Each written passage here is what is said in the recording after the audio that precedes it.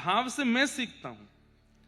मुंबई के ही एक वैष्णव हैं, उनके फोन में 24 घंटे का अलार्म है, हर घंटे का। दोपहर 12 बजे से लेकर के रात्रि 12 बजे तक हर घंटे में अलार्म बजता है। और जब अलार्म बजता है उतनी देर वो दुनिया के किसी कोने में हो, किसी काम में हो, 1 मिनट अलार्म बजता, 1 मिनट के लिए ठाकुर जी को याद करते हैं, आंख बंद करके ठाकुर जी को स्मरण करते हैं। ये देखो फॉलो करने वाली चीज है, कितने लोग कर सकते हैं। भाई वाइब्रेशन पे फोन है, शरीर से छुप तो रहा है, जब वाइब्रेट हो 1 घंटे बाद बस देखा कोई कॉल तो नहीं है, उसी समय नेत्र बंद किए, प्रिया जी को याद किया, ठाकुर जी को याद किया, सदगुरु को याद किया, धाम को याद किया। हर क्षण तो नहीं बन पा रहा, हर घंटे तो बन सकता है ना। एक वैष्णव परसों आए पुणे से,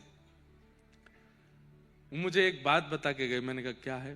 बोले महाराज जी हमने 30 पर्ची बनाई है। मैंने कहा क्या है उनमें? बोले 30 पर्चियों में 30 प्रकार के व्यंजन हैं, प्रसाद पाने वाला व्यंजन।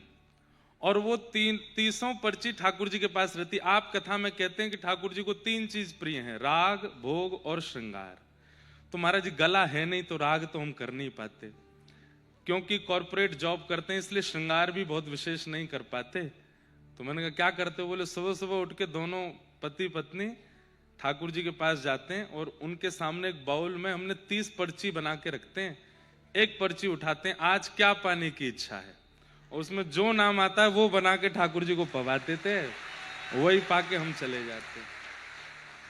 मैंने कहा भाई धन्य है। और बोले उसमें एक व्यंजन नहीं होता, बाल भोग में ये पाना है, राजभोग में ये पाना है, शयन भोग में ये पाना है। 3 भाव, मतलब 30 पर्ची, एक पर्ची में 3-3 भोग, सुबह दोपहर शाम की सामग्री।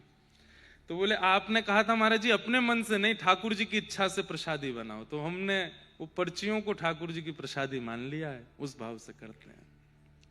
कैसे कैसे भाव हैं सबके। बस ये भाव ही भगवत प्राप्ति का साधन है।